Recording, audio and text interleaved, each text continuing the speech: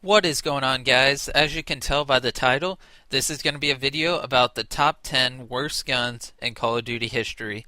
And by Call of Duty history, I mean back to COD 4. I didn't play Call of Duty before then. I haven't seen gameplay of any other COD, so we're going from Call of Duty 4 to now, the top 10 worst guns. And real quick, the gameplay you're watching is nothing special. It actually sucks, but it's like the only thing I had on my hard drive. So, anyways, this is the top 10 worst guns in Call of Duty history, in my opinion. You might disagree with some of the guns here and there, but anyways, let's get started.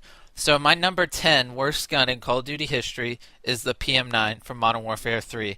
And I think a lot of people can agree with that. The clip was way too small. You had to reload after every kill, and a lot of times you would just die because you were reloading all the time. So that's my number 10. Hope you agree. And here we go. Number 9 is the Scorpion from COD 4 and also the Scorpion from Modern Warfare 3. They were both horrible. Or no, COD 4 and Black Ops. Scorpion wasn't in Modern Warfare 3, or I don't think.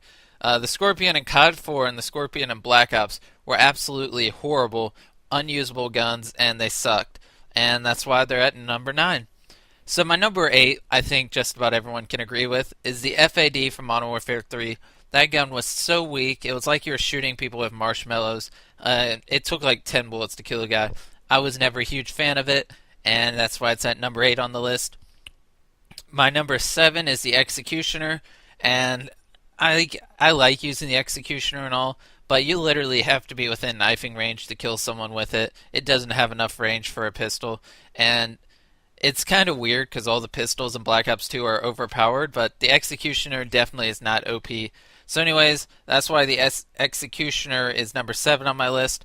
Number 6 is the WA-2000.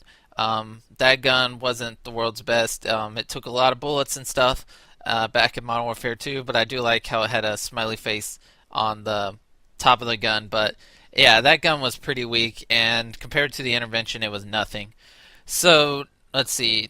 876. Number 5 is the trench gun from World at War, and we can all agree on that. That gun got a lot of hit markers, and it was pretty good in zombies, but on the multiplayer side of things, the trench gun was not good at all.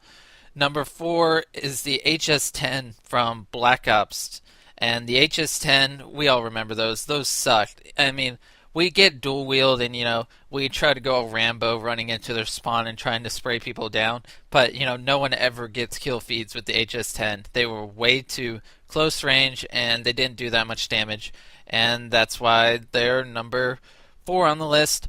And then number 3 is kind of controversial. I know a lot of people who like this gun, but the F2000 to me is the number 3 worst gun in not Black Ops, in Call of Duty history. I never liked that gun. The kick was so unpredictable, and I hated it. And that's why I think it's a really bad gun. But I have people who tell me it's one of the best guns ever. So that's kind of iffy. But these are in my opinion.